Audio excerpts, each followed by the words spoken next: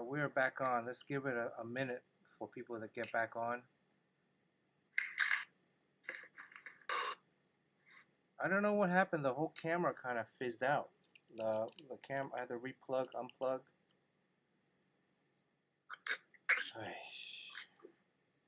Maybe it's time to get a new iMac. Oh. I bought the new iMac and it was worth it.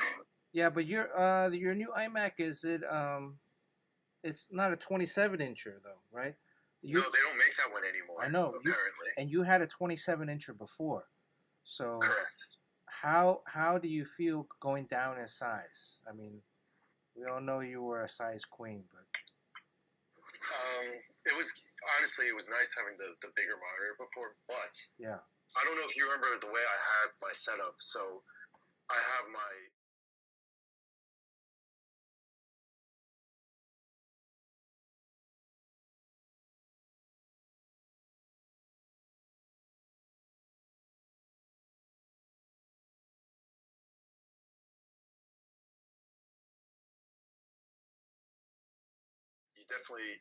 you miss the size on some things, but the fact is, I do all my real work on the Cintiq monitor anyway, so it's like not that big a deal. Right.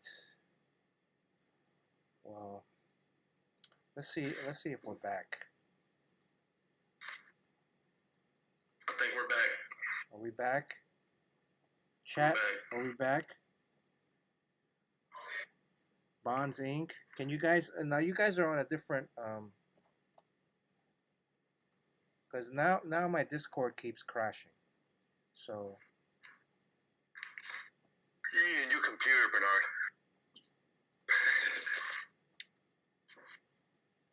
hold on, let me.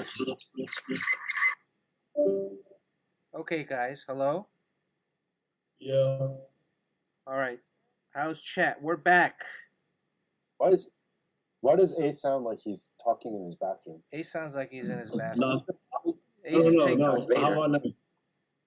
How about now? Ace is taking a deuce while we're Yeah, I think Ace is taking a dump while he talks to us. No, it's my laptop. It's my laptop mic. Don't kill me. It's my laptop mic. All right. How about now? No? I guess it's all right. No, Yeah, it's better. Actually, it's better. Less echo. It's Bernard's fault. It's his Mac's fault. It's my Mac. I think I might need to get a new. I mean, Jerry and I were just talking. I'm on a MacBook, iMac 27-incher, and but all the new iMacs are 24. So is that extra 3 inches going to make a difference?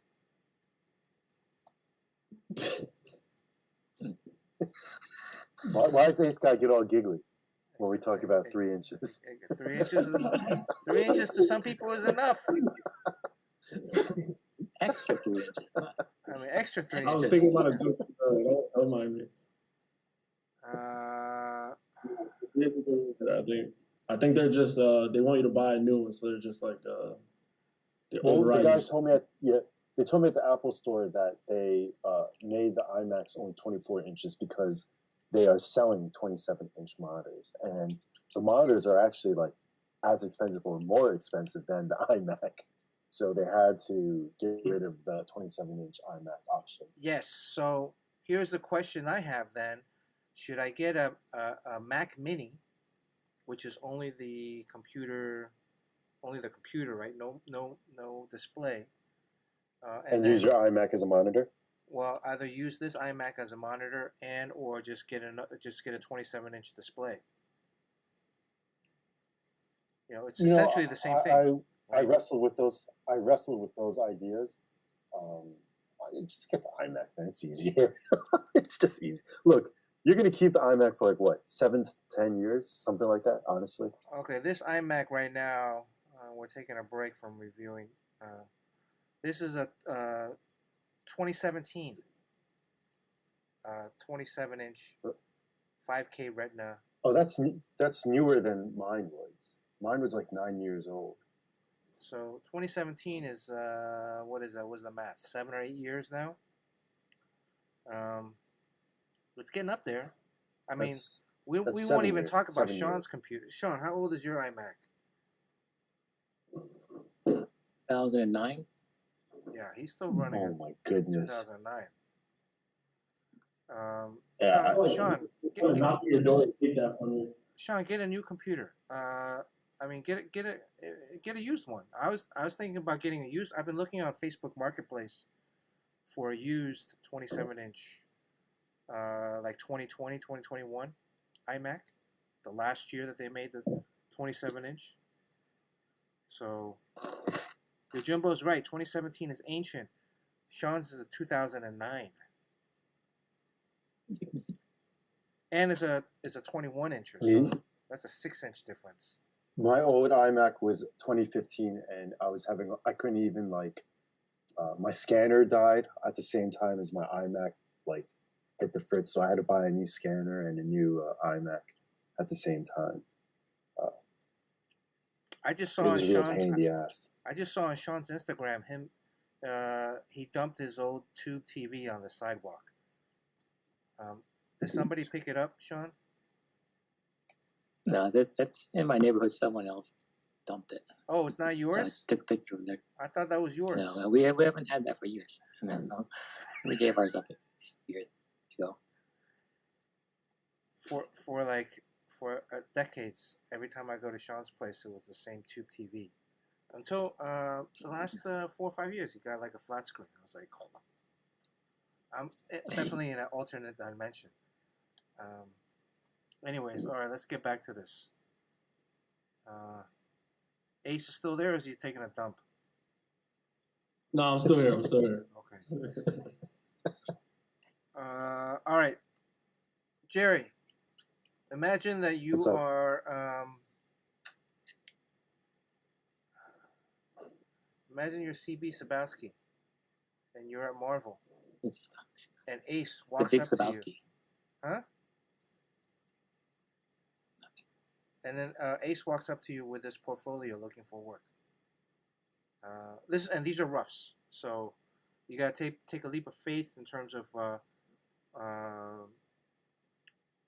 understanding that the final line art drawing is going to be different, right? More polished, but Yeah, sure. we're going to review But, basically. so the this first storytelling. page, it's already a little confusing to Well, me. this is okay. This is page 1.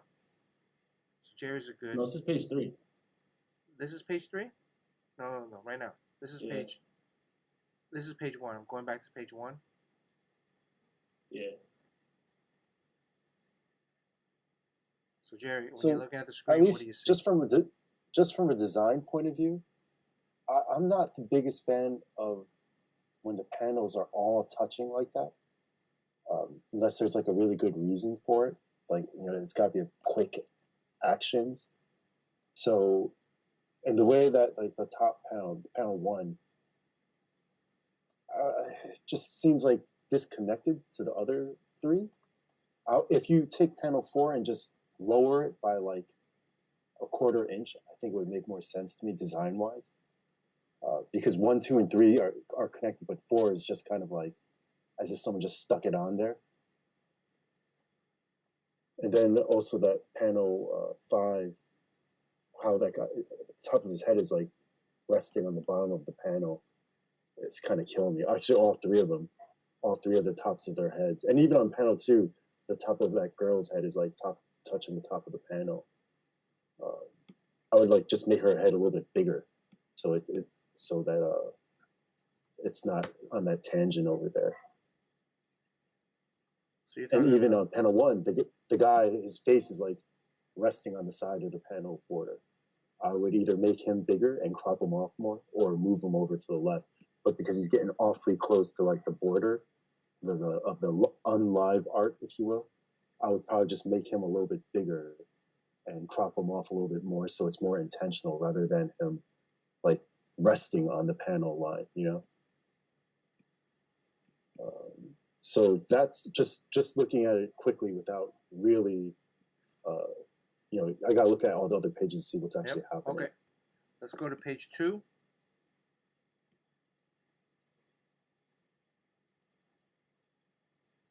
Oh, this is page 3. What's page 2? This is page Page 2. 2 is the splash. Okay, this is page 2. Page 2 is the splash. You froze again. No, page 2 is the splash. This is 3. Okay, so this is 2 right here, with Tinkernaut running, or this character. Okay. So again, the only thing with this panel, I think it's pretty well drawn, to be honest. But the guy, I'm assuming the guy running in the foreground, I feel like his head is too close to the top of the panel, top of the page, excuse me, and his foot is already cut off by the ankle on the bottom. So maybe like hunch him over a little bit more, so he's leaning forward, so you get a little more foreshadowing, and then make him like bigger, so you can crop off his leg a little bit more, so it's not right at the ankle. Okay, yeah. And I'd like lower his head, and maybe stick his hand like in the foreground, make it bigger. But then, is that someone jumping through the glass, like the door? Yeah, in the background, yeah. Yeah, I mean that's cool. I would just say Jeff Darrow that shit up and make a ton of glass shards, you know. And if you're not familiar with Jeff Darrow's work, just look up Jeff Darrow Hard Boiled, and you'll see tons of images of guys jumping through windows with like a million pieces of glass all over the place. But also those guys, the guys on the ground that are underneath the guy jumping, I feel like they should be reacting more to a guy busting through the wall, you know, on top of them. So maybe make them like looking up at him, and like their arms are out to the sides more, like just a little more expressive, you know?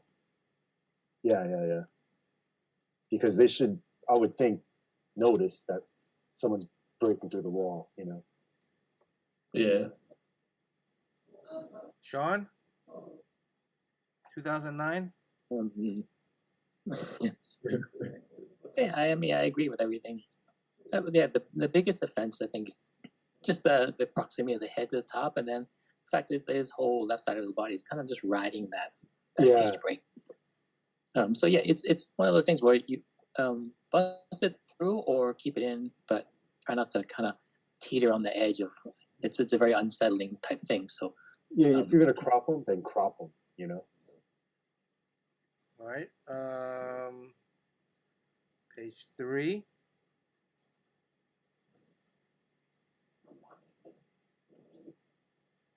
You guys see this? So this is where I get a little. This is and I'm probably thinking too much here, but I feel like panel 1 and then panel 2. Panel 2, he's looking behind him, correct? Panel 2, we are shot like over him and looking down at the hostages, and they're kind of just like happy to be saved, kind of thing. So that's those hostages are behind him, correct? Yeah. Like So right off to. I just feel like maybe if you throw in his shoulder, just Okay. you know, like underneath his nose, just so it's more clear that he's looking behind him, and then because like then on I can't tell panel 3. Is that like panel 3, since it's rough, it's kind of hard to tell, but panel 3 is like just a close up of the guitar, like the strings and stuff. So it's a little. Got it. Maybe Yeah. throw in his hand, just so you can see his hand strumming it, something like that. And I'm not the biggest fan of breaking the panels when it's just his head going through the guitar like that. I'm not sure like why is he breaking the panel there? Like I like when characters break through panels, but only when there's like a reason for it. And I feel like because his fist is awfully close to that bottom of panel 3, and it like I almost feel like if you had his guitar pointing towards the reader, so there's more foreshadowing there, it might be a little more dynamic. And again, I think he doesn't need to break the panel there. If you just lower it, like make it more of a bust shot, so make it from his waist and up, so you can lower his head and just make it bigger with the guitar like all the way in the foreground. Probably be a little more dynamic. You'll see more of his hand and his head really, and it'll actually be easier to draw because you don't have to draw like all the folds in his clothes and everything, because it'll just be more zoomed in on his like chest and shoulders and head and just hands. You don't have to draw his belly or anything like that, you know? Yeah. Sean? Yeah, I don't know about the breaking the panel board doesn't bother me so much, especially if there's it's not covering up anything vital on the panel above it. Although I think if you're because of the angle, it seems like we're kind of looking up at him. Um, it's something that's far away is breaking the panel border. It's a little bit odd, but I think in general, because of the simplicity of this action, the other ones are very complicated, so staging is really important. But this one's simple, like 3 panels, and then that one money shot. I think it's it looks like it could be a good page. So. And one other thing, sorry, I always, whenever there's like a page with multiple characters like that, I truly believe you got to have one panel where you see everyone and where they're standing in that like environment. So you're talking about an So you can- establishing shot. Yeah, because just so One that Adam. yeah, so it's very clear that those hostages are behind him and the guys with the guns are in front of them. Like that top panel, panel 1, if you just pull the camera back and make them silhouettes, which is easier to draw too, by the way, and you can just have a small shot, like small figures of him in the middle with his guitar, hostages behind him, guys with the guns in front of them, and it could all just be a profile shot. So it'd be, honestly, it's easier to draw than what you've got. Yeah. And if you just did it in silhouette with no backgrounds, I actually think it'd be like stronger and more powerful, and shockingly easier to draw. And in this way too, you would establish that he's holding a guitar already because you would see it in the silhouette. The guys holding guns would be very easy to see by silhouette that they're holding guns pointing at him, and the hostages will be sitting on the floor. One thing I forgot to say is like with his power, so he's pretty much kind of like, if you want to like market comparison, I guess, like his powers are kind of like a Green Lantern kind of thing. He can conjure things, so that's kind of like where the guitar comes from. Oh, well, that's super cool. Then maybe you could have like his hands out and like some smoke around his hands. You know what I mean? Like loading it, kind of. Yeah, and then you'll see panel 3, and it's materializing. Then bam, you got the money shot. Yeah, I get that.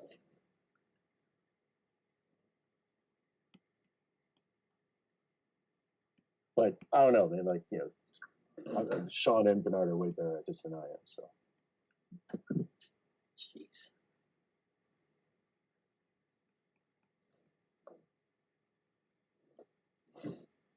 All right.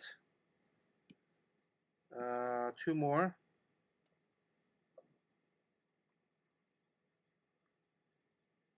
that being said, though, Ace, actually the drawing, your drawing's getting way better because I know these are roughs, and I know I've seen your tighter work recently. And it's actually looking so much better than when I first started seeing your work.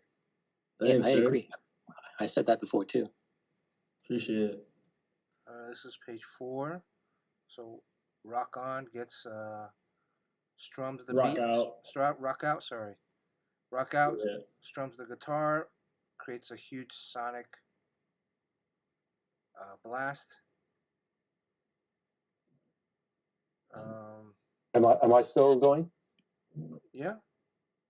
Okay, so here I love these type of shots, but I think so the people that are like flying in the air, they're too straight and stiff to me. Okay. They need to be like hands and feet everywhere, shoelaces everywhere. Like shoes should be coming off.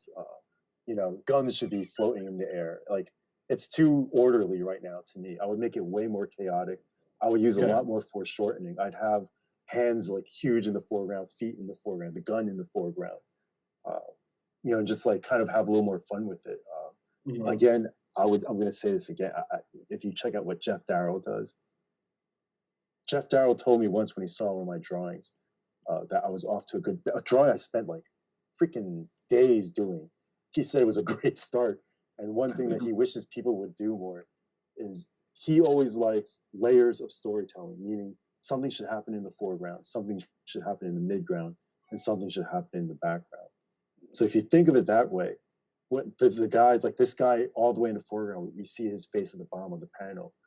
He's not really doing, like if you had his hand just chopped off, cropped off again, just fingers, and like his tongue wagging out, with his hair a little more messy, it would just like show a little more energy to it, Right now, it just looks like he's kind of being dangled in front of everyone else, not flying out in the air. Like he's not getting lifted up in the air because of the rock music.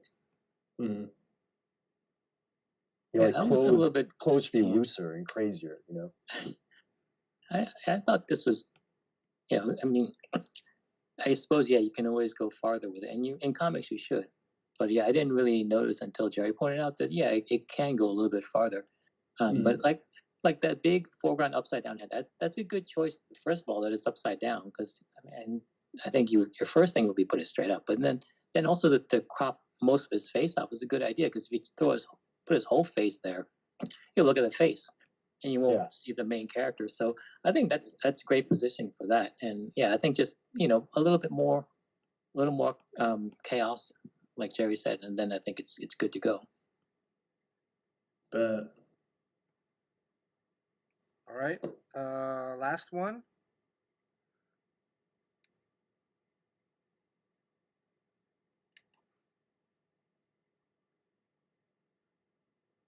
Page 5, panel 1, panel 2, panel 3, and panel 4.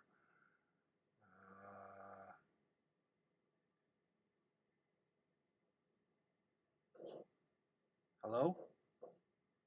Yeah. Yeah. I'm just there's a lot going on here, so I Okay. just want to So take a second to look at it. Let me zoom in a little bit. Panel 1.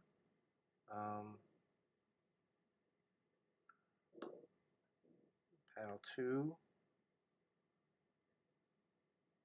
So the guy in the foreground of panel 1, is he one of the bad guys? Yeah, like his ears are like bleeding from like Yeah. Okay, so I wasn't sure if that was Bernard like just messing around on it, or if that was like he's like injured. If I would just like ramp that up and maybe have like an eyeball dangling. Oh shit. Like I would like have fingernails like dangling from his fingertips, things like that. Just because like let him get hit hard from the rock music. Yeah. Then panel 2, actually panel 2 is pretty nice. Yeah, panel 2, he's like, we're outside the bank now, and Tinkerknot's like loading up on the floor, ready to take off, and got some people like, what the hell? And then Oh, he flies. Okay. Yeah, jetpack. Assuming that guy crouching is the guy in panel 3 in the foreground, right? Yeah. One thing, I think it's finely drawn as is, but I always notice when people draw pages with a lot of people in it, like on your bottom panel with the guy talking to the girl on the motorcycle. Everyone tends to not draw hands, and they just kind of like leave them off the page because they're just having fun with the faces and all that. To me, this is a great opportunity. The girl on the motorcycle, she should, like, with her right hand, I'm not sure, it just looks like she's reaching for something behind her, or either that or scratching her butt. Yeah. I would have her do something with her right hand. I would probably put her shoulders at an angle. And then this guy in the foreground, he's got to do something with his left hand. And I would probably have him doing something with his right hand too. Like waving, anything, doing the rock sign with his hand, just to show it's a great opportunity to show some personality to these guys. Yeah, just like a little more acting kind of thing. Yeah, and their shoulders are way too straight. So like I would put one shoulder higher than the other, no matter I hate having shoulders the same, like on the same line, because nobody stands super straight like that unless they're posing for like a passport photo, Yeah.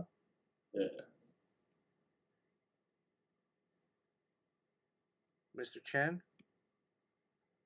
Yeah, I agree with everything Jerry said. I think, of course, there's that one big panel where the top of his head is cut off. So that's a situation, since he's in the foreground, it's the perfect place to have him bust the panel border. I mean, maybe not for a story reason, but logistically it works because he's in the foreground and it feels like he can. And he's leaving. So it actually makes sense for him to break the panel. But then, like, if you break the panel, you see there's vital information you're covering up above it. Yeah. So So you Yeah, gotta be that careful. pointing. I didn't want to, because his hair is pretty big, so I didn't want to cover up the people pointing in the sky like, hey, look, he's flying away. Right. So if you're gonna break the panel border with that, which is not necessarily a bad idea, you have to revisit the panel above it and scoot everyone Yeah. over. So that's Yeah. what comics are about, like just like messing with composition so that the page works.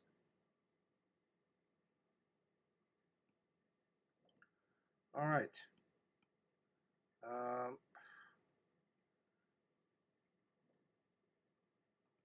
think these are all good points.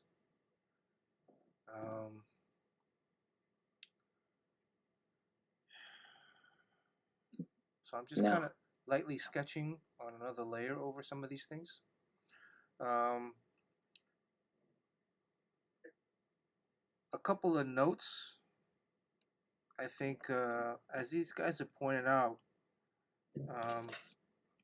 first of all, the drawing is tremendous. The storytelling and everything is improved tremendously. But with storytelling, there can always be many different kind of points of view, right? Mm-hmm.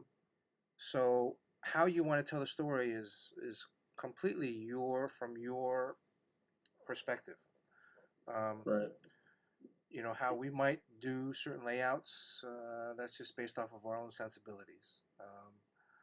So if we go back to the first page, you know, a lot of the stuff, every single page I've noticed, or majority of the pages, you have a head popping out over a panel. Right, so this is page 1. This happens over here. Mm-hmm. Page 2 is a full page splash, but page 3, his head pops out again. And then the last panel, the last page,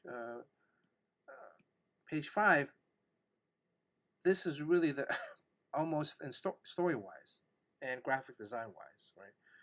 This is, if he is running, if he's chasing after Tinkernaut, right, and he's running towards us, this is the one panel where he really should be popping out over,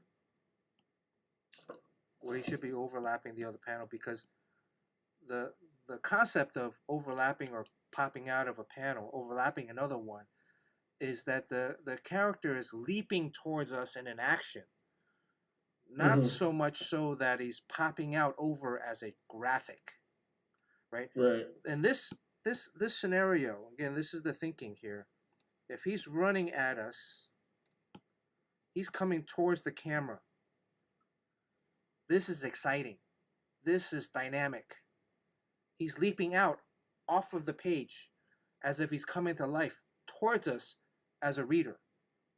Mm-hmm. However, when it's done in these other ways where it's more of a, well, I just wanted to have it kind of pop out over the other panel to make it look cool, right? There's a difference, a slight difference. And I think, I don't know if this is an old school way or this is just our point of view, is that when it's popping out over for a graphic, is one way of looking at it, but where it really should and have more impact, you choose not to, and so that becomes kind of a point of discussion, and part of it is, do you understand what I'm talking about? Yeah, yeah. Right. So even in the first page, like, there's no need for Tinkernaut to pop out over the first page, right? Save it for when, and the other concept, the other aspect is save it for when it really matters. Right. You know, even in this, right? If again if the thinking is that something pops out over a panel to show emphasis, but also there's depth, there's foreground, midground, background. In this panel, technically these guys are in front of the camera, or in front of that person. So their heads should also pop out over. Right? But you're doing it to make it look cool as opposed to it actually being dynamically exciting and cool. So a lot of times I like to, again, say that when you're drawing comics, it's like talking. It's like grammar. It's grammatical context. If you break grammar, if you don't write in sentences, you only talk in spurts, sometimes you'll still be able to communicate, but it's just not as fluid.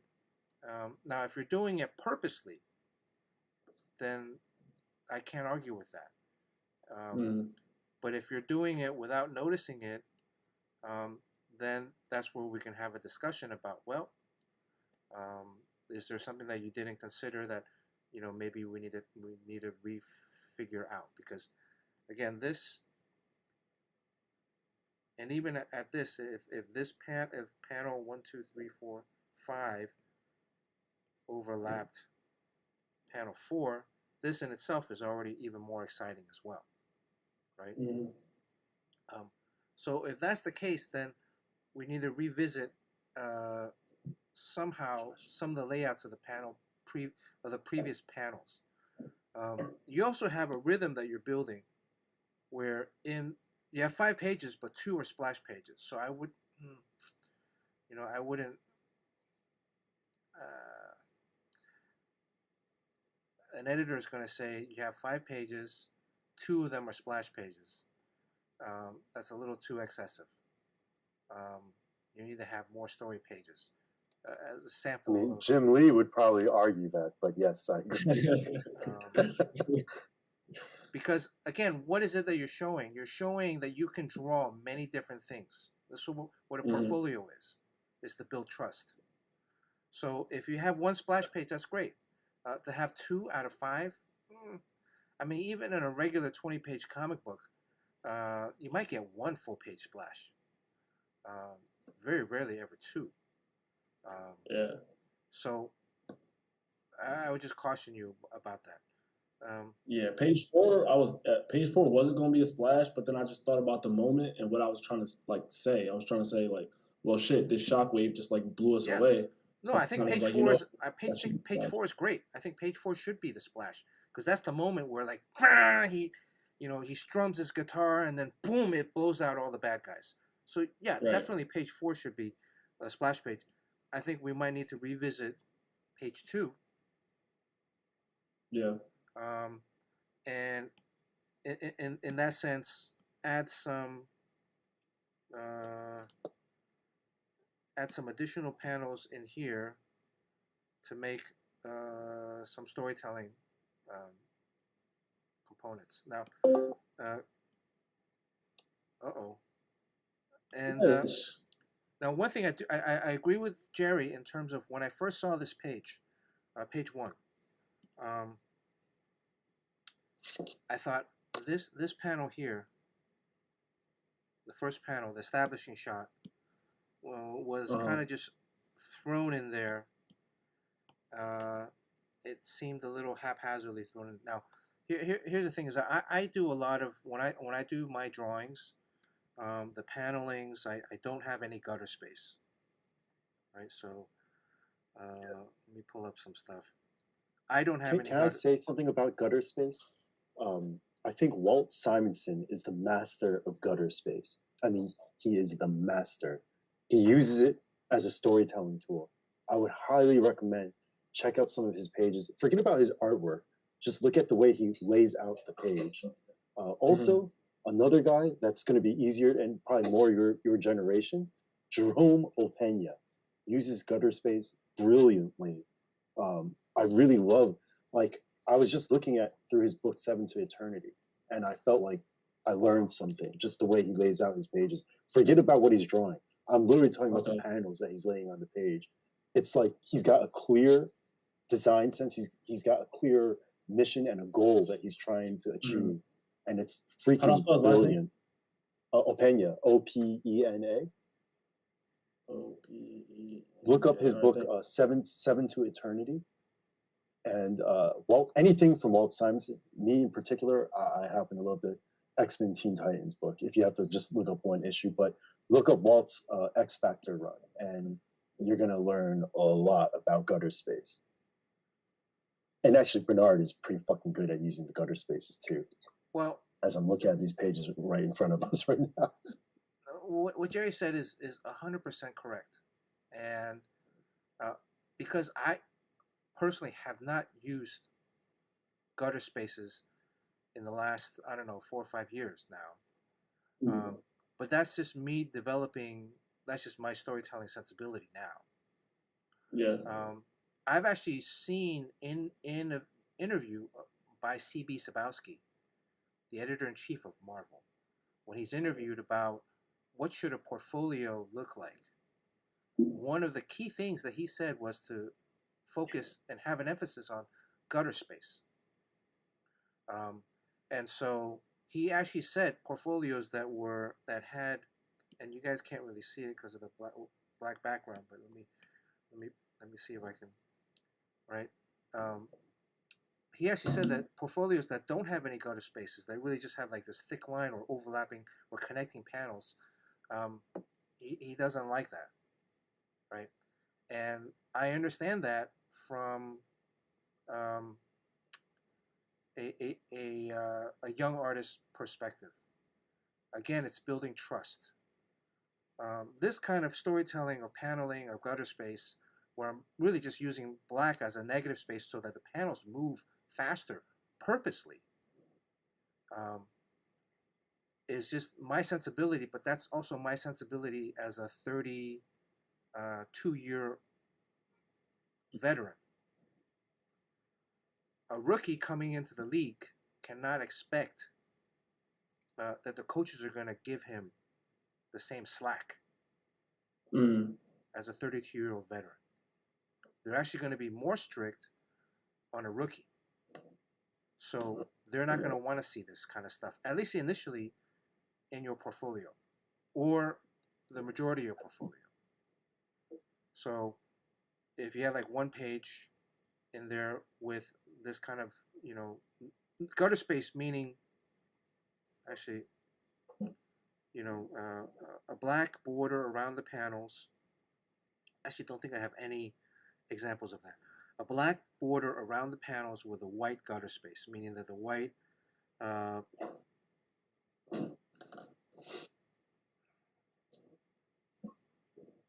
guys want to help me out in the terms of... if you just look up Jerome Opeña's 7 to Eternity pages, he's honestly, his page layouts are they're like consistent but in a thought out way, and it fucking taught me a lot. I learned a lot just looking at his use of panels. And whether you like the way he draws or not, you should like the way he draws, by the way. But even if you don't like the way he draws, it's very like just super well thought out, well designed. Sorry, I got a page here, a couple of. But now we're just gonna text it to you, I guess. Put it on the Discord. It's a link. That's why. Can I do that? Put it on the chat, and then I can pull it up. Oh, yes. I think everyone can kind of connect with Jerome's work because he's like a new-ish artist, right? Not new, but you know what I mean, like he's popular. So, and the gutter space really is the white space in between each panel.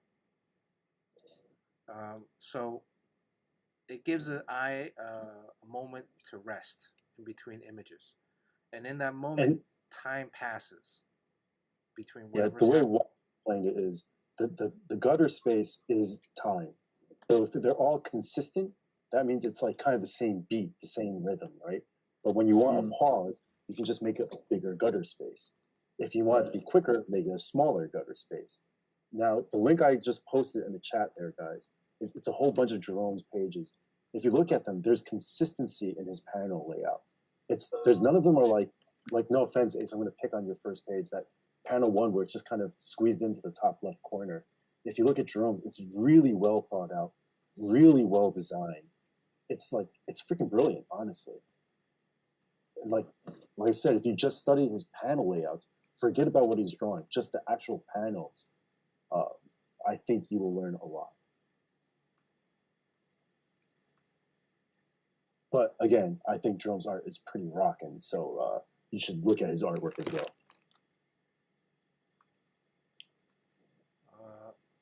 Okay, I don't know why it's not. But here is you can see it in the screen. So it's just something to consider. Now,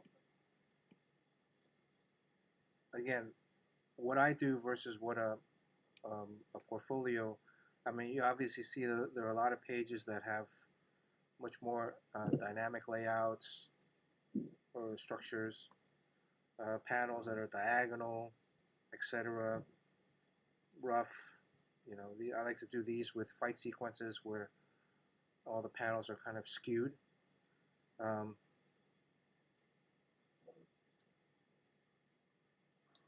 But as we mentioned before, again, in your portfolio that you're trying to get work with as a rookie, it needs to be a little bit more conservative.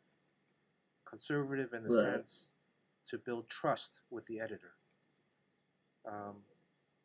So part of that is it's all under the same umbrella. I mean, if you really look at Jim Lee's pages, you know, Jim's work is actually very conservative in a sense. There's not a lot of there's not a lot of like graphic design in the paneling. If you look at Hush, there's a lot of very standard paneling.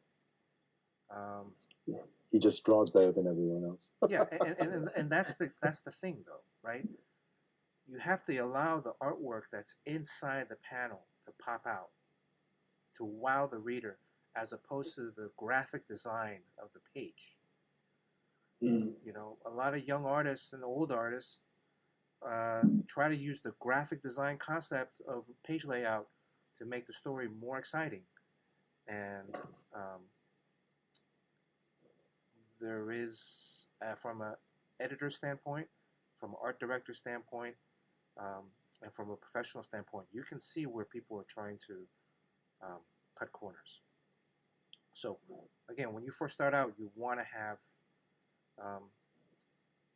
all the stuff that's inside the panels pop, as opposed to the layout of the page itself.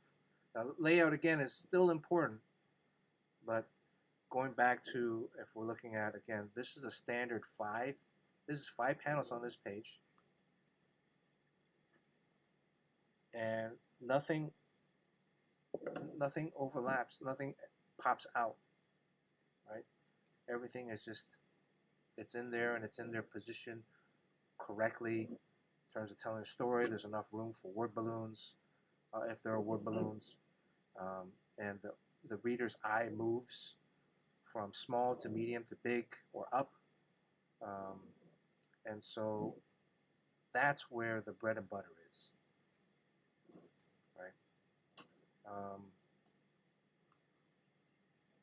All right. So going back to this first page, I do think we need to rework where some of these things, where the complete layout of the first page. Not necessarily the items or the angles that you have, but this first panel does seem a little kind of like it's thrown in.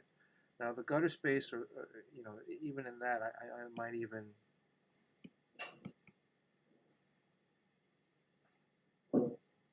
have this overlap a little bit.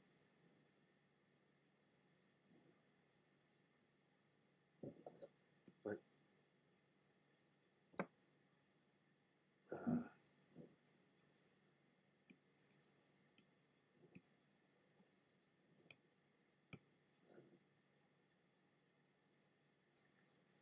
if I were to not change anything else,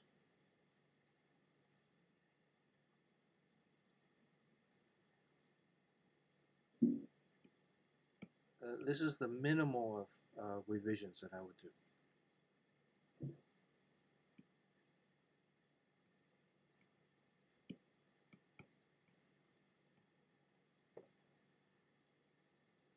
and just by allowing a little breather of space here, it makes this first panel, establishing shot panel, it just, to me at least, it gives it a little bit more of a purpose. It's not like it's just thrown in there. It's more intentional. Yeah, it's intentional that, okay, this is happening outside while this is happening inside. Right? Is this a reporter or is this someone, it's just a regular civilian? Yeah, it's just a civilian showing some life, in the city. Okay, well then, because I wouldn't even draw him. I would get rid of the civilian. Yeah, Or because show his backside. Show his backside. Don't show his face. Yeah. Yeah, that's a good point, because again, now we have person A, and person A is competing with here. This is the hostage 1. Where's this lady? She's in the middle right here. Ace. You talking about the yeah, that's A. Yeah, so that's and then this is hostage 2 and hostage 3, and then again, I don't understand, this is a layout, but a bank. I mean, I haven't been to a bank in a while, but I'm assuming there's a little bit. There's more than 3 people in the bank. Because there's, in a bank, you would have the customers, you would have a security guard, you would have the bank tellers, the bank manager. So I would just, I would put a little bit more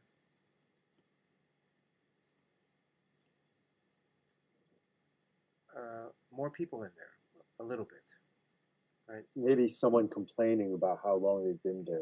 Like, I always think it's nice to, instead of just people standing stiff, give them a story too. It'll just, and it's really simple, especially in those small like silhouettes. That's when you gotta absolutely give each person a little personality, because you don't really have to actually draw it. So it's easy enough to just show someone like throwing a little tantrum. He could be like tapping his wristwatch, you know what I mean, and complaining and getting in someone's face that's working at the bank. It just makes it a little bit more interesting for the reader, I think. Well, again, what Jerry's talking about is like different, another layering of storytelling. Who was you saying that said? Or was it Jeff Darrow that saying to have layers of storytelling, right? Yeah. So not only is the camera angle telling a story or setting up an emotion or mood, but also people in there that are acting, right? Now the people that are standing are the henchmen. So there's 3 henchmen, right? With 3 goons. Mm-hmm.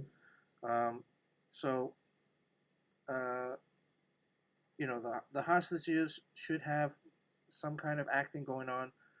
The goons should, because there's 3 of them, ideally have 3 different sizes almost.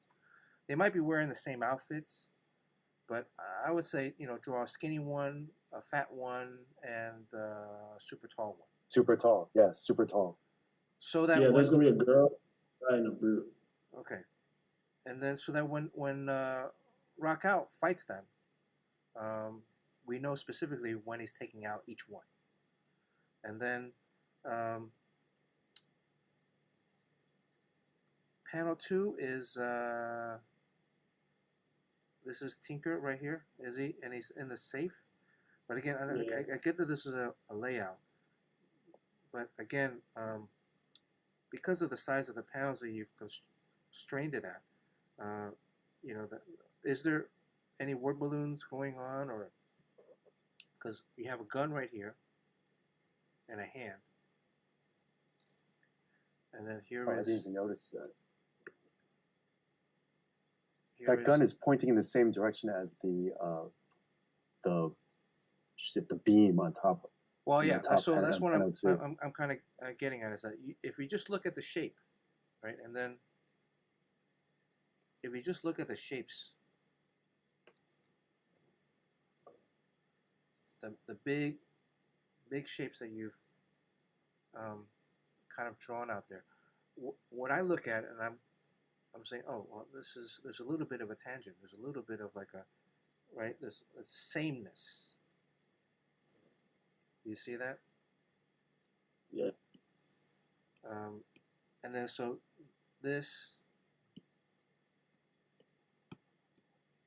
and this, and it does point to the bad guy, but also where you have the gun, you know.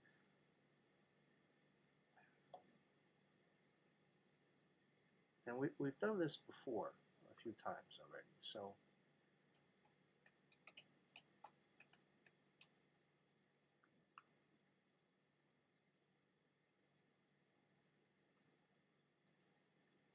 A bank vault is typically going to have the entire door, the entire roundness of the door, all the way up to the floor.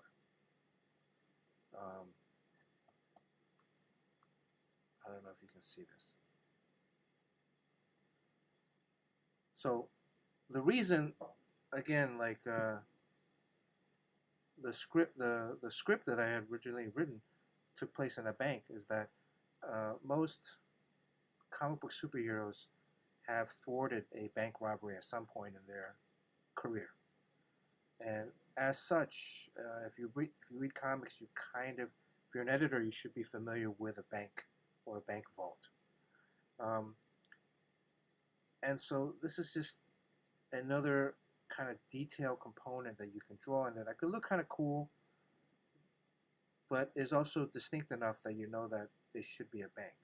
But how you have the vault door here, you know, again, these vault doors are almost the entire, and then where's the doorway? Is where, what I would say is that this, to me, how you have it as is right now, looks more like an archway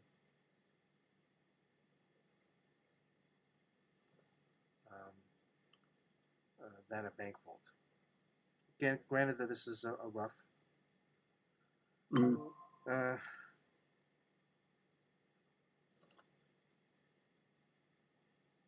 Here's another point that I saw that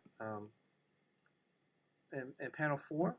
So 1, 2, 3, 4. You have the bad guy. One of the bad guys is holding a gun here. Here's another bad guy holding a gun here. Now this is these two. This is bad guy A, and this is bad guy B. This is bad guy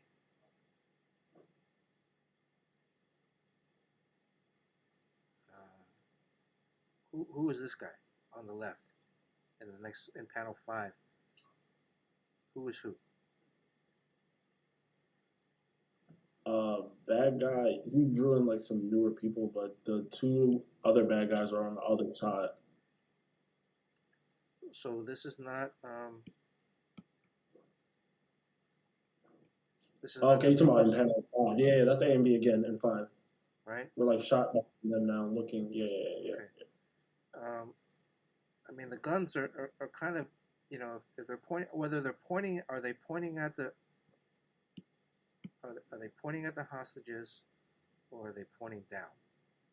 They're just like down, like intimidation kind of thing. Like you just see the guns, like fuck, like, and then kind of like scared. This one again, now we don't see the guns. So again, this is another opportunity in this panel 5.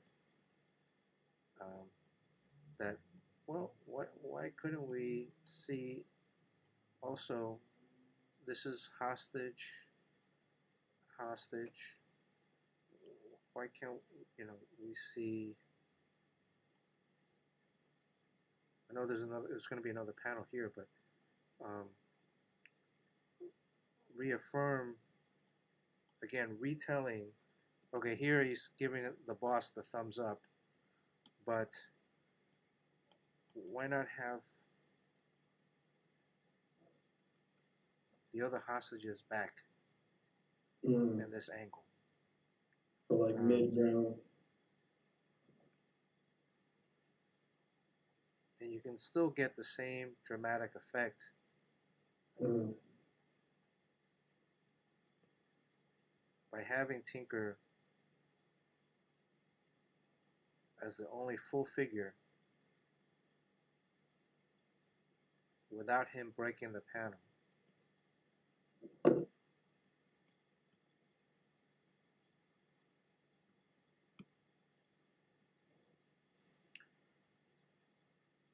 But at the same time, I would probably move some of these things around a little bit.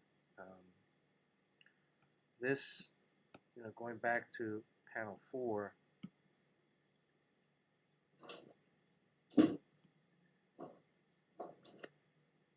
we only see the expression of the one female.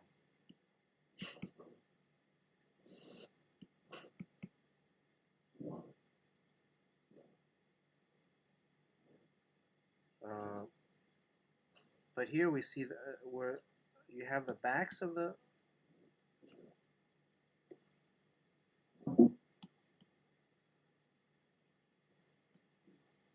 her back is is this girl in panel 3 this person in panel 4? No, those are two different people on the floor. So in the establishing shot, there's the 3 people. bad guys and then the hostages on the floor. Okay. That's where everyone is. Why not have her?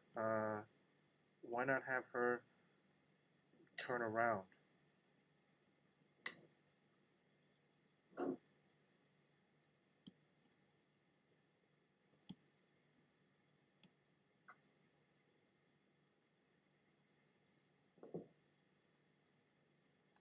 So this is another component of storytelling. Mm.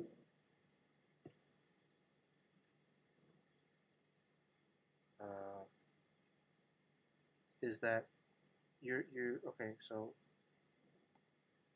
we're focusing right now on the female hostage. So she's standing here.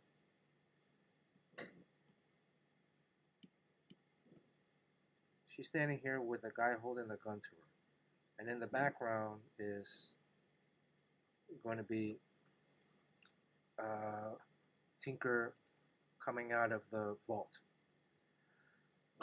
This reaffirms what we're seeing here. Panel 3 reaffirms panel 2 with the gun being pointed at the girl's head. I will make this a little bit closer.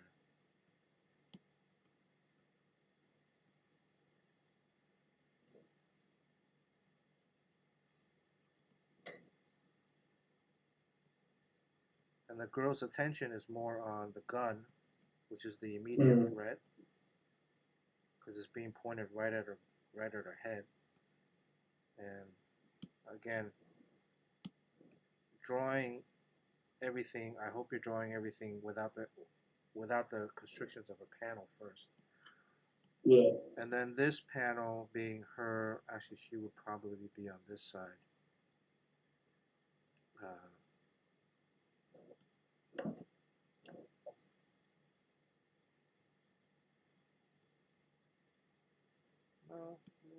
Which side would she be on? Would she be over here?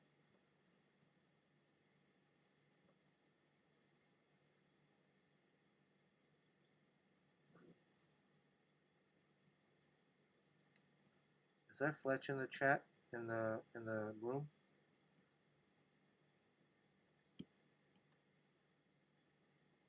So Who's Fletch? is Fletch in the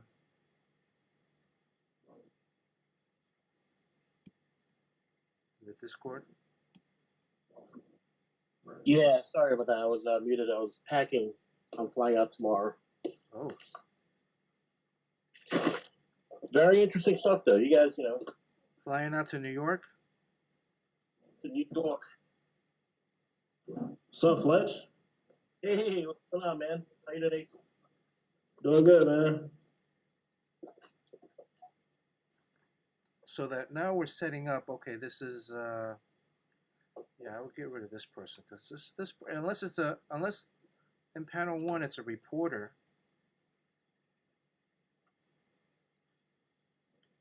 saying that we have a situation downtown. There's hostages inside the bank.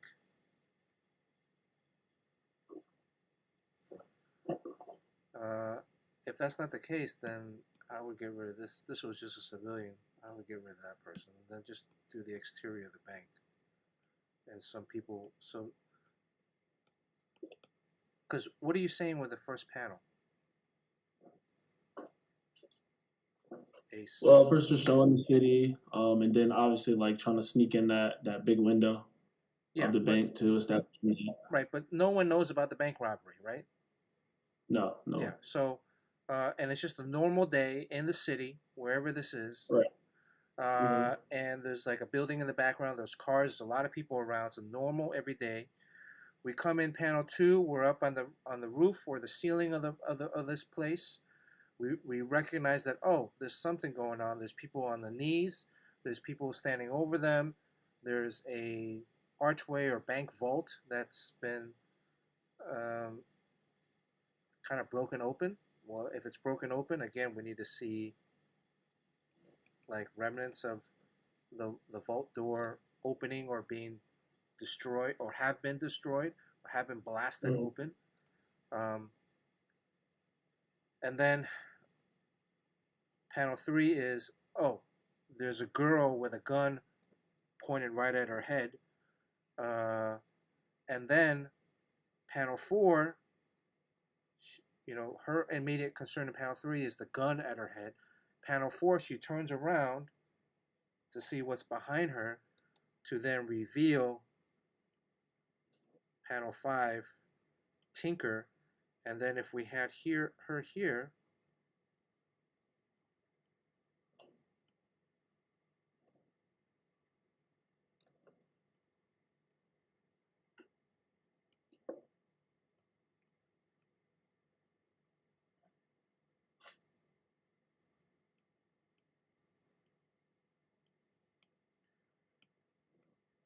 that weaves everything together. Right? Does that make sense? Yeah. Jerry and Sean? I mean, I'm only going to say this because I think Ace is now good enough where we can kind of rip on his work a little bit. I mean that as a compliment, Ace. I really do. If you're not very good, I don't think we'd be going this involved.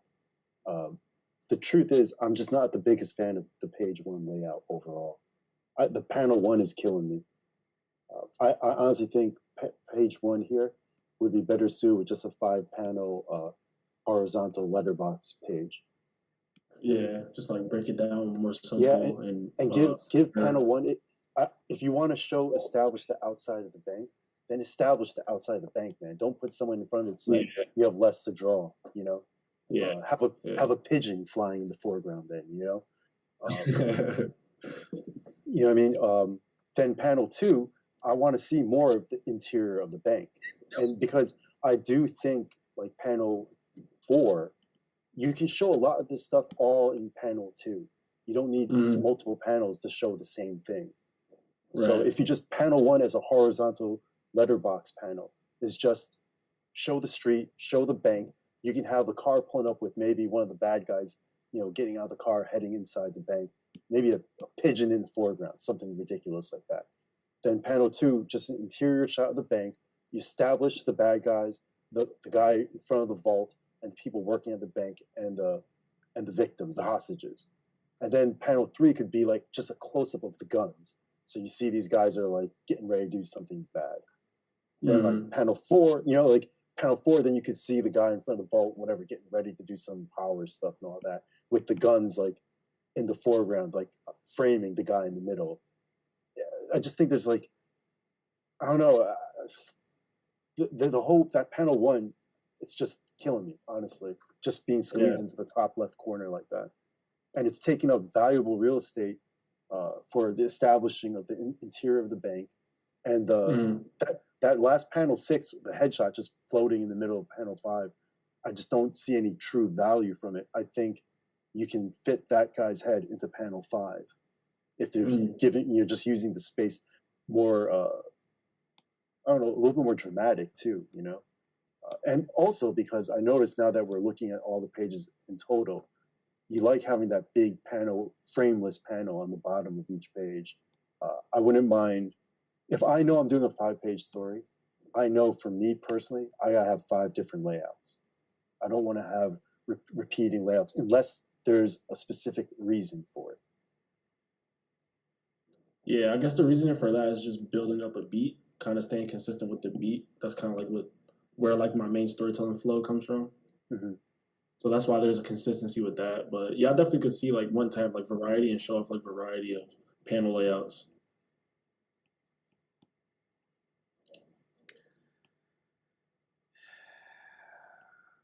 But I remember when Bernard was ripping on my pages a couple years ago and Sean was there, Sean told me something pretty valuable that I will repeat to you. And this stuck with me, Sean. Sean said, well, clearly you worked a lot on this, so you could also tell us to go fuck off. No, I really took to heart what Bernard said, and I went back and made the changes. That being said, just because we say it doesn't mean you have to fucking do it. You know? No.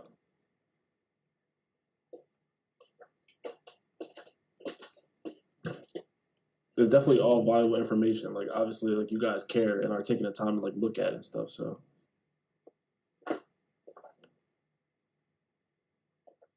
I always think of bank robberies. It's always cool. It's always not that, you know, robbing people is cool, but like in movies, I always think of it as like a dramatic, cool type of thing, right? Like I think of the movie Heat. And there's just these awesome bank robbery scenes, you know? I would go back and watch Heat and see how they do it and just see how freaking dramatic it is. And I think that's going to affect the way you use your panels.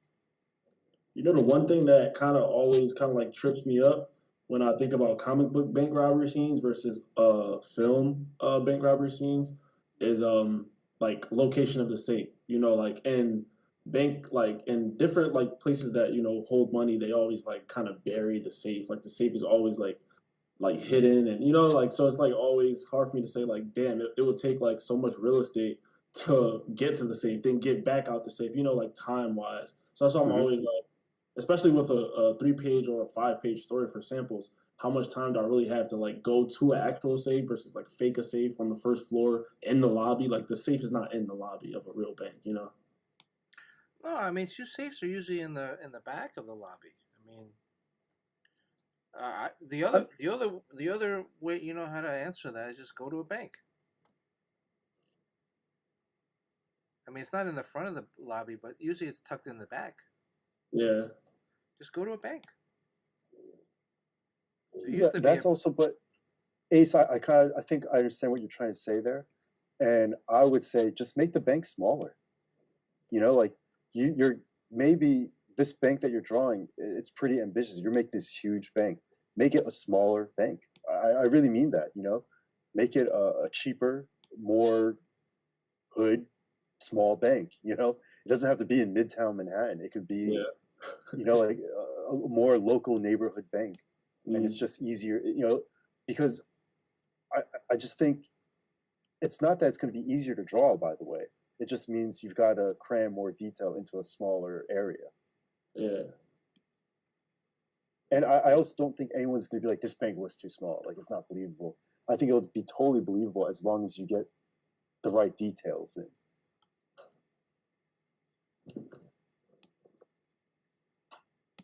Sean? Oh, well, I like what you did there. I think, did we get rid of the exterior or you have the exterior, right? I got rid of, Yeah. well, we moved it to panel 1. Okay. So Then do you have the vast interior thought at all? no. And what I'm Okay. doing is, so can you guys understand what I'm drawing here, or? Yeah. I think it's cool. Yeah, I can see why you don't need panel borders, because you lay things out in a way where none of the images clash, and you go right from a far exterior shot to a smash cut of like eyes and a barrel of a gun. there's no way you can mistake one panel for the other. So you don't even need Yeah. a panel border. You know, I think that's clever design. And it's dramatic.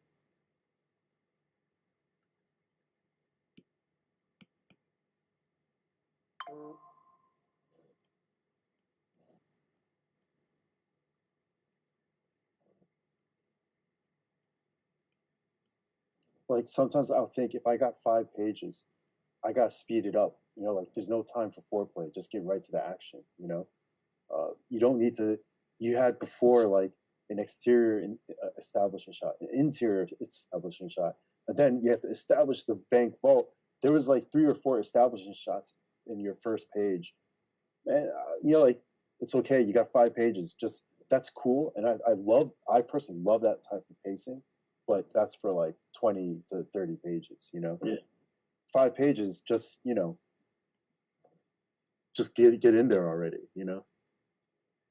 It's also interesting to see how small can you make an exterior establishing shot. 'Cause I know Jim Lee, yeah, he thinks he needs to have them, but then he also focuses on the figures. So the establishing shot would be like the silhouette of a building, and sometimes that panel can be so small because it doesn't have to do anything except tell you where you are. Mhm. So like that first panel there, that's for a comic book standpoint, that's still a very big establishing shot. Mm. This panel again. So now what we've done is condensed it down to 5 panels, right? 1, 2, 3, 4, 5. It's going to be a slight delay. The first panel is exterior establishing shot, maybe slight angle, slight perspective. We have maybe some cars or some parked cars or a bus here in the foreground, maybe some people. I don't know. This is the bank as you have it with the large window in the front. Something that needs to say bank here. Some other buildings so that we know it's a city. And then maybe off in the background there's the Empire State Building or the Freedom Tower. And then maybe something here in the just to frame it. So that we know right away visually New York City. Maybe Midtown, 23rd Street, or maybe it's in Brooklyn somewhere, and New York City's on the other. Anyways, we know it's New York City. It's an urban environment. There's a lot of people. A lot of stuff is happening. Then panel 2, all of a sudden we get a close-up of a girl. Maybe she's crying with a big gun held right on her forehead. And so we go from a peaceful, regular, normal panel 1, regular every day, to all of a sudden, boom, big shot of a gun right on the girl's forehead, and her looking scared, looking up at the gun. You know, maybe some tears or mascara because she's been crying. Maybe her hair is a little frazzled because she's been thrown around a little bit, or just, you know, unnerved. We pull back a little bit more. We see in the background the window, right? So this is another key, you know, storytelling. This is the window here. This is the window here. All right, I'm going to throw another zinger at you shortly. So she's looking up in panel 2. Then she turns around in in the third panel. She turns around to see what's behind her, and then this becomes our interior establishing shot. So we might need to go a little bit wider, but here we have Tinker coming out of the bank vault, and as we're doing it too, I'm layering the storytelling. He has 1 foot coming out of the vault, 1 foot inside the vault, and he's holding a duffel bag of money, and maybe he's pointing or doing something with his hand. Go secure the front door. You know, but what does this say? I'm showing movement. I'm showing that he was inside the vault, obviously collecting money, emptying the safety security boxes, and he's coming out inside our space now. And we're establishing that we're in a bank. So again, we need to have some debris. Here's the bank vault door. Here's the bad guy. This is bad guy A. This is bad guy A. This is bad guy A. This is B, and then there's a bad guy C back here. So we establish everything in panel 4 of the interior, right? Here's the hostage girl, right? And then these are some other hostages lying around. And then the last panel, go back to this one, close it off. The last panel is a close-up of Tinker's eyes. And then what's the surprise? What's the other surprise caveat here? In the goggles, you see the reflection. Yes. And in the goggles, you see the reflection. And when you see the reflection, you notice that the panes of the glass of the window are the same, right? But then Right. maybe in this one, we see something's a little different. Which as we're reading left to right, this is normal, this is not normal. And then the next page, rock out, slams into the bank. Right? And it, he could be, we could do this, we can add a shadow. And this becomes him looking up towards it. I got a network error all of a sudden.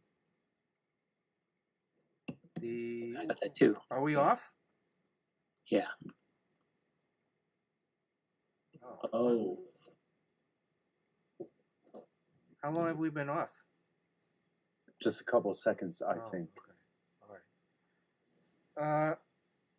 Wait, now I'm back. You're back. All right. Something wrong. I might need to get a new computer.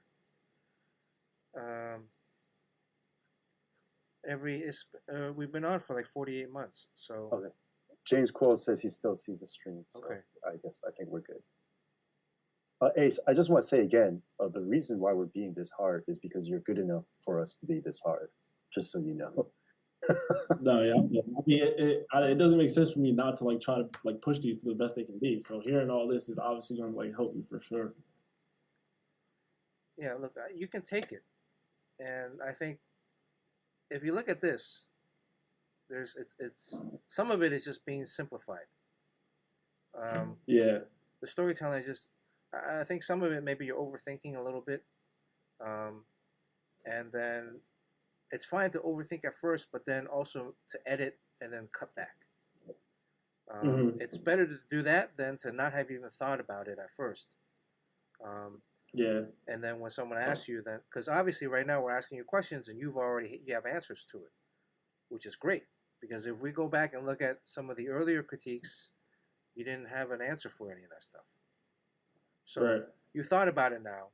Now it's also fine tuning it and kind of maybe now trimming some of the fat, the excess. And so here we still have this might still be a little bit more of a, okay, graphic design wise, looking at the layout, 1, 2, 3, and 5 are the same size. 4 breaks out a little bit more, so we show a little bit more emphasis on that. Okay. Right? There might be people that might say, no, you should even go as conservative as making 4. Why make 4 any different? It should all be the same. You can even do this if you wanted to. Be even more conservative.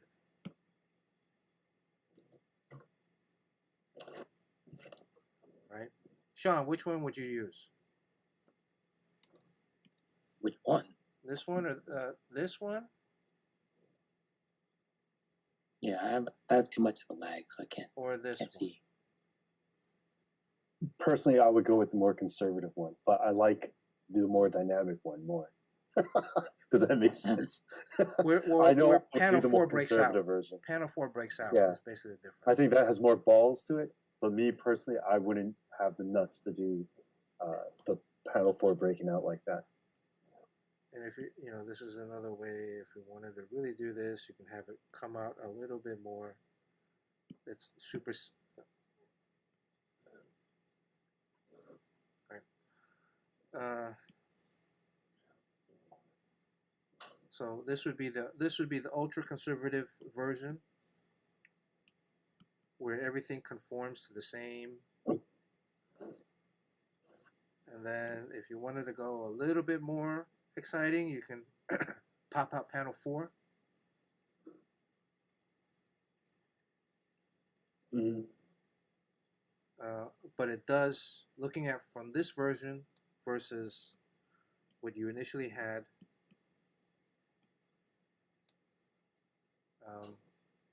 you see the difference with that first panel? Yeah.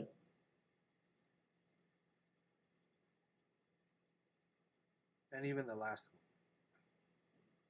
We don't really like square panels on the stream, right? Right.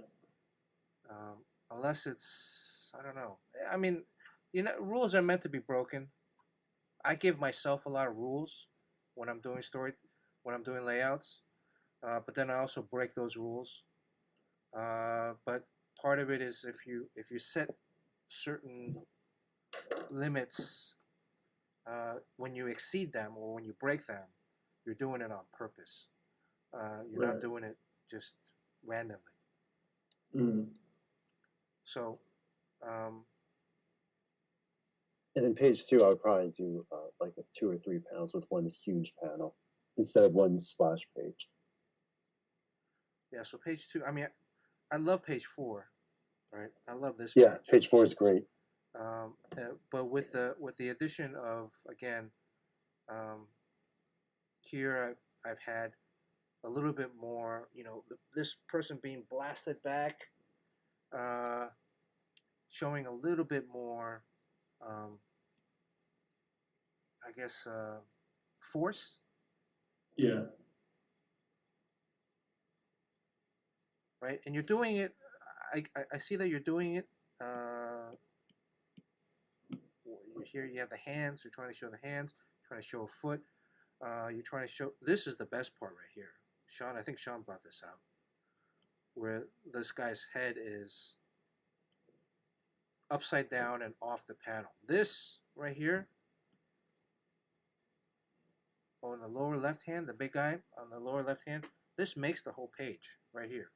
Just having the idea, the concept of this, having the face in there. But then how can you take it to the next level? Right? A tongue out or something? Or what are other things about Rockout's powers? What do they do? Also, the next page, you have like guys bleeding from their ears. I wouldn't be scared to have blood coming out of the ears in this page here. Yeah, just like for more. Yeah, I mean, if you're gonna do it, then do it. You know. Yeah, yeah. You're gonna have his eyeball come out too. Yeah.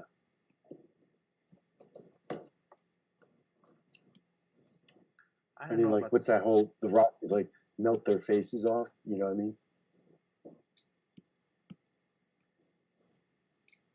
What is the eyeball? What is the Jerry has a thing with eyeballs popping out.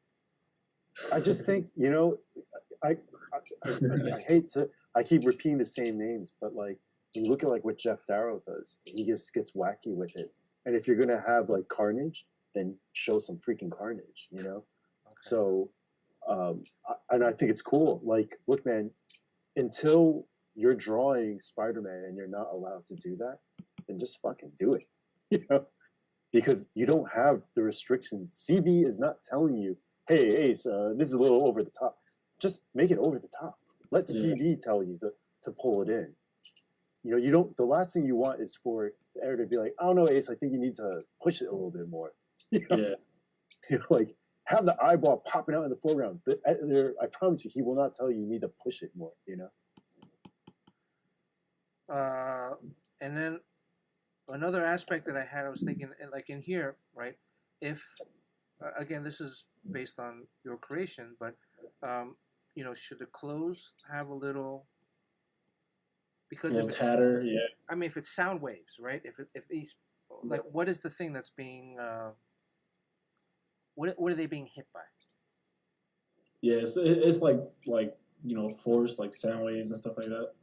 Yeah, and then, you know, I don't know how it would show, but you know, the hair would be an aspect. Well, you could have the guy's shirt being ripped off from the sound waves, like on one of them, or his sneakers or something like that. You know, or his pants. They could be like being shredded into shorts. You know what I mean? Yeah. It could be funny where maybe his underwear's. Yeah. It's this page in particular. It's such a great opportunity to show some personality. There are great things in this. I like how you have his leg over here, right? There's compositionally, you're really framing it properly. Mm-hmm. You know, this figure, again, we don't need to see his face. We don't need to see his head. Maybe we see his hair a little bit or something. I don't know. I would lift up. I wouldn't hesitate to have rock out covered.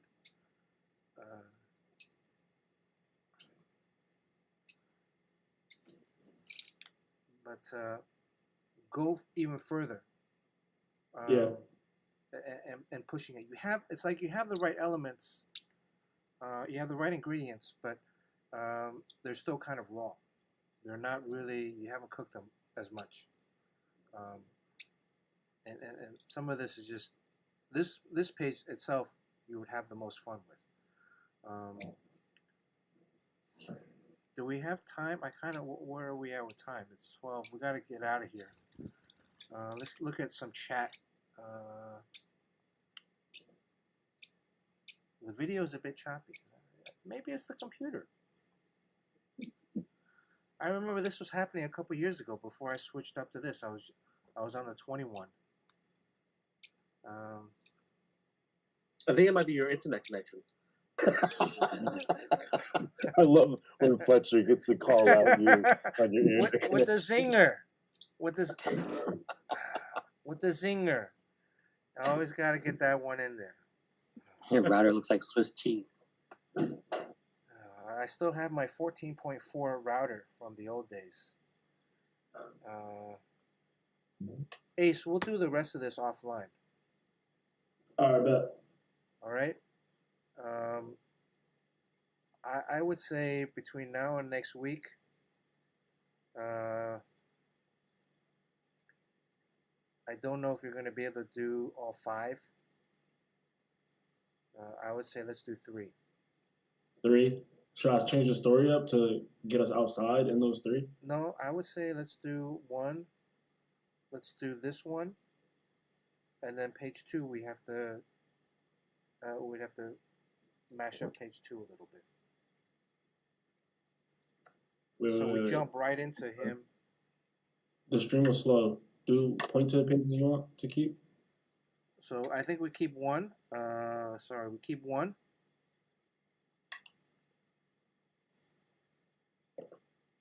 Right? Can we see this? Okay. We keep page 1. I think we do a modified version of page 2, which is this one with this, which is possible. It's very possible, right? I think page 2 becomes maybe at the most half page. This becomes a half page splash, and then we fit the rest of this information into the bottom of the page 2, and then we have page 3. Now, for portfolio's sake, you can have the layouts for 4 and 5, but I would, if you're going to just show line art, I think we need to take the amount of time that we have left and put it into 2 and 3, Yeah.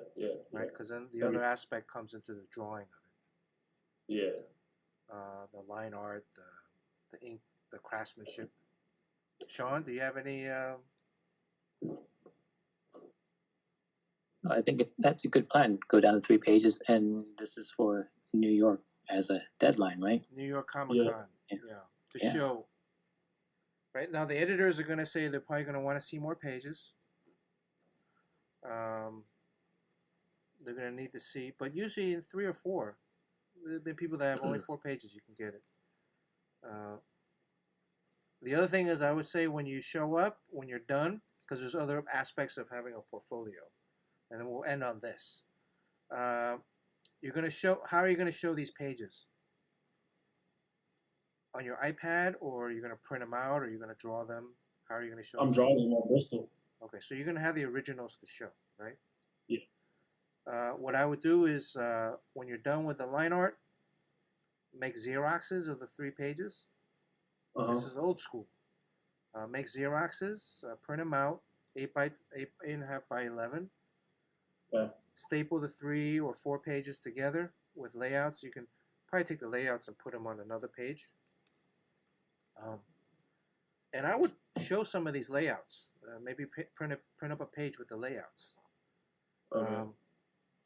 You have your name, phone number, and email, and maybe Instagram if you want, but name, phone number, email, and Instagram written on every page of every Xerox page. And have, I don't know, a handful of sets, 5 or 6 sets, so that you're going to meet 5 or 6 people during the course of the weekend. You can give them a hand copy for them to hold. And the reason you have your name, phone number, and email, at least, if not, also your Instagram or website, on every single page of so page 1, page 2, page 3, there's your name up top, email, phone number, is that in case the pages get separated and one page finds its way to someone, they at least know who it belongs to, right? Oh, I really like this page. Who drew this? Oh, Ace? Oh, how do I get in touch with him? Oh, at gmail.com? Okay, right? So it's important to have your name, phone number, and email on every single page. Print out 5 to 6 copies of the set of the portfolio. And then lastly, what are you going to wear? Maybe a Pratt shirt. Okay. Attract some of them because I met a lot of good people at Comic Con by wearing Pratt stuff. Okay. Well, don't wear shorts. You don't have to come dressed in slacks or a dress shirt. But Yeah. I would not wear shorts. I would not wear anything that looks like you're on vacation. I would not wear anything that looks like you're having fun. Right. You don't need to look 100% business, but you do want to present yourself. You gotta look good, man. Just gotta look good. Yeah, So I got a cosplay to look good. you got to No, cosplay but like a. No, like you just gotta dress nice, you know. Not like super nice, but like you're going out to a dinner, you know. Yeah. Yeah. Because again, we're all talking about trust, right? Right. You want them to trust in your work, but then also trust in yourself as your presentation. That's the beauty of a Comic-Con is you get to meet and talk to them in person. And you get to meet and talk to a bunch of different people under the same roof. Yeah, I think of it, you're going through an interview too, so it's also the best impression that you can make on them, so they remember you well. Not Exactly. really. Exactly. Be sure. Yeah. And I know you've met Jim Lee a few times already. Most of the times you've been wearing shorts. But this time, if you get a little dressed up, you don't have to wear a tie or anything, or no blazer. I wouldn't wear a tie. That would be almost too. Yeah. Almost like it's almost fishy. Like, oh, why is this guy so dressed up? Right? It's, but you got to balance it because every other person is going to be. And this also goes to James Quo.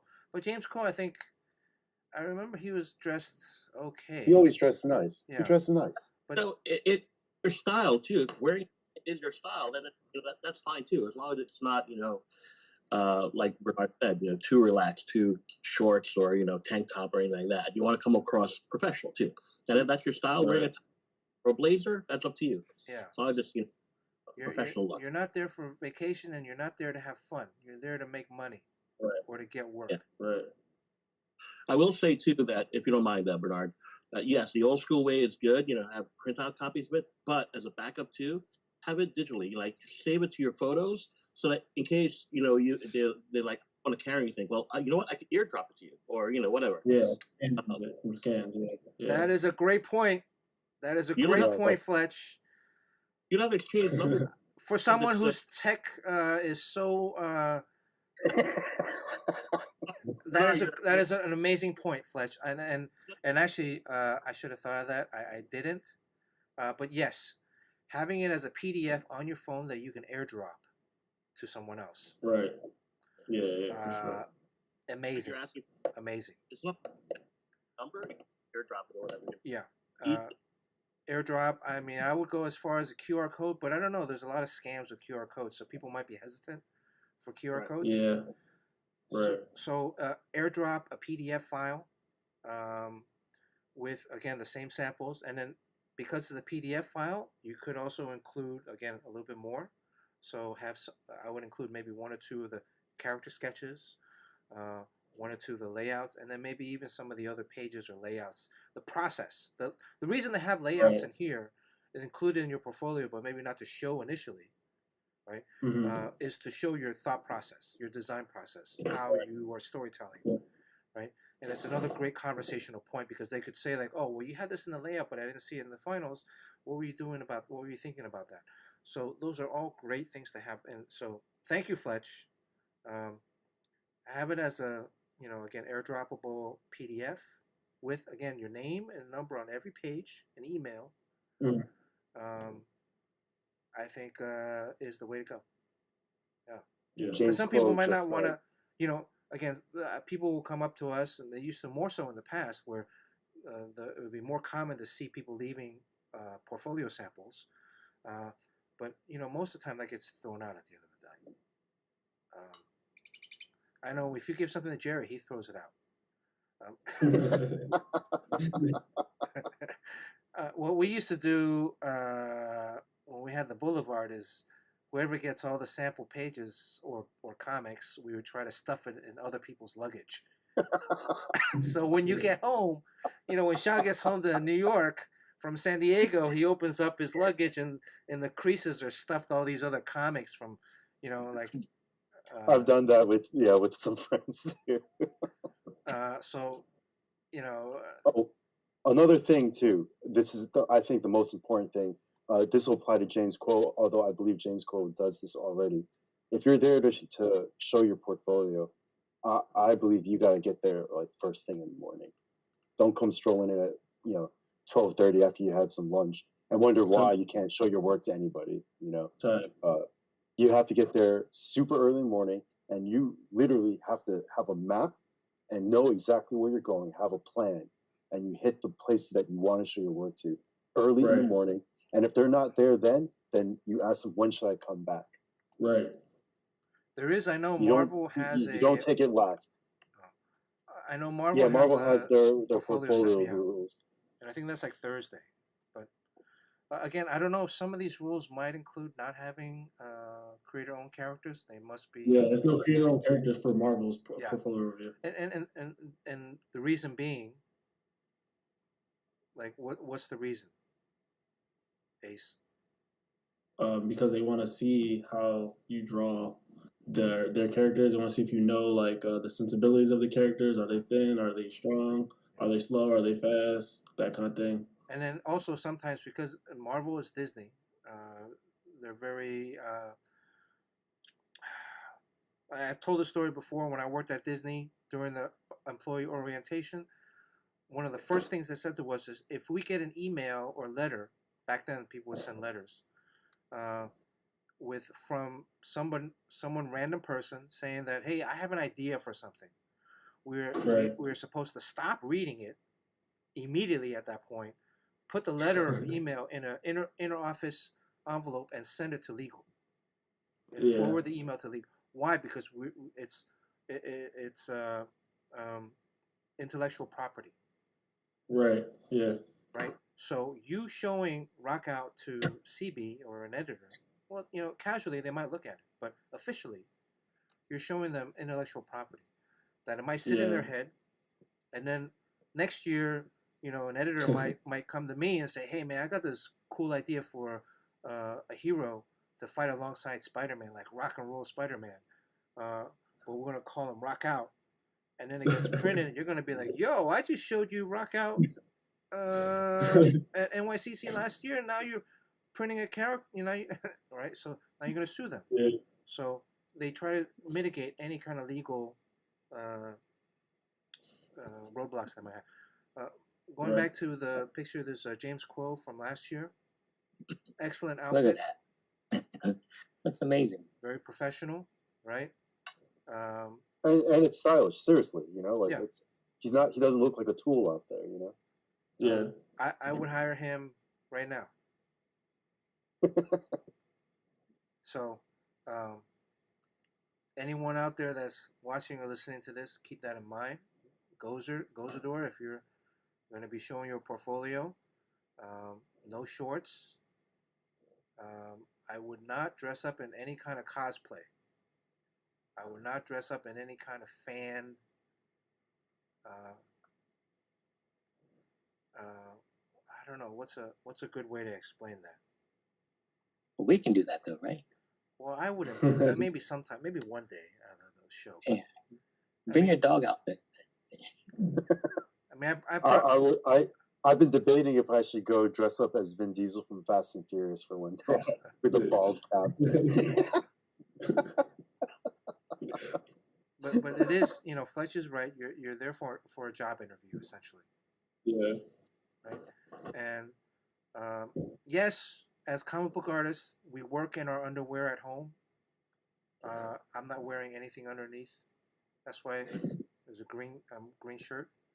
But when you're first approaching to get work, just keep that in consideration. So, anything else, gentlemen, before we head out of here? Looking forward to seeing you guys in New York. I'm gonna Ace? drop a link in the chat to my comic book school how to draw heads video. Yeah, put it in the chat. Where is that? Oh, Put it in the chat. let me see. And then put it on Discord. Jorge Jimenez dressed up as the Joker at San Diego one year. That's because you're so good. You can show up And- with your cock out. Well, Well, I mean, looks like it. I would ask: was he the Joker all 4 days of San Diego, or just one day? It was one and his girlfriend. That same. I only caught a couple. Biblical. I only caught a couple words of that, Fletch. I said he dressed up as Joker for one day, and his girlfriend dressed up as Punchline. Okay. Oh, Bernard dressed up as a dog. I dressed up as a dog for LA Comic. Any LA Comic Con recaps? Did anybody go? Did Way High go? I forgot to ask. Did Poop Kid go? Victor, Sean Victor was here, but I didn't get to see him. He was going Who's to come Victor? over from Morocco. Oh, okay. Did Poop Kid go? Did Carl go? Carl went. There was a Stone Soup on Saturday too. Anyways, Carl is everywhere. Yeah, he'll be here next week. He's hustling. Jerry, any other last words? I think we'll have one more stream before NYCC next week. I'm not going to be able to make next week, so I've got so much crap to do. Yeah. Me So I gotta get out. So anything else? Any other words, guys? Who should we raid? Ace, thank you so much. No, thank you guys. Thank you guys so much for that. Look, it's always to get a critique in front of everyone. Is not pleasant. But we're only going to point out, certain things. We're not going to tell you all the good stuff because you already Right, know all the of good course. stuff. We're only going to point out the stuff that you need to work on, Mm. right? So that's Yeah. really the I have, basis. I have Cam and Seth here with me. Y'all come say what's up to Bernard real quick. What's up, Bernard? What's How you up? doing, Who's this, Cam? Cam and Seth. Oh, what's up? Going on? How's it Uh, going? Cam's got to send me a pose that he wants to Okay. be drawn at, right? Oh man, I'm ready for that. And then, I've seen it. well, Seth already has his, but I'm gonna have to. You guys get any new uniforms this year? No. No. All right. Well, I gotta do an away version for Seth, right? Because he only has the home uniform. Yeah, I'd appreciate that. Could the one you end up doing be an away one, if you don't mind? Oh, away? Okay. Yeah, I like the black jersey. Okay. Like the gray. We need new jerseys. All right. And I'm not gonna be able to make the LIU game, but I'm gonna be there for the Hunter game. So, All right. Looking forward to that. all right, gentlemen. Good to hear from you. And James Cole, who should we raid? He already says. I know Amarath is on. I saw some. Ace, ask Seth if he knows about Amarath.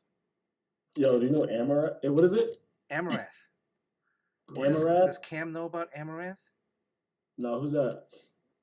No. It's another Twitch streamer. Who Oh. are we rating? Is she still on? We gonna check it out though when we see it on the Yeah, stream. Amarath. What is the one that James Quote said? Can you spell that for me? It's in the chat.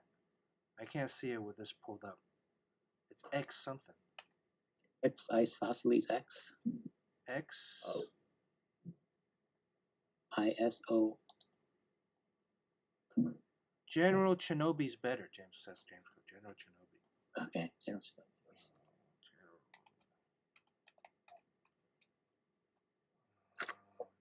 Shinobi. Okay. All right. Thanks, guys, for watching tonight. Let's go Mets. Let's go, Mets. Bye everyone. Thanks guys. Happy Fletch, holidays. See you guys Sean, soon. Barry, I'll see y'all next week. Next week. See you soon, dude. Yes. See you next All right, have a week. good night, y'all. Are we raiding? Did we raid? Not yet. Not yet. Or did the guy just? Did the So, guy, Ace really has gotten better, by the way. He's hold gotten a on, lot let me better. general. Yeah, it's much better, we yeah. haven't rated yet. Why haven't we rated? Is General _ Shinobi. Yeah. Oh, he doesn't accept raids. Duh. Amarath is banned from Twitch. She was just on. She was playing like slot machines online in a bikini.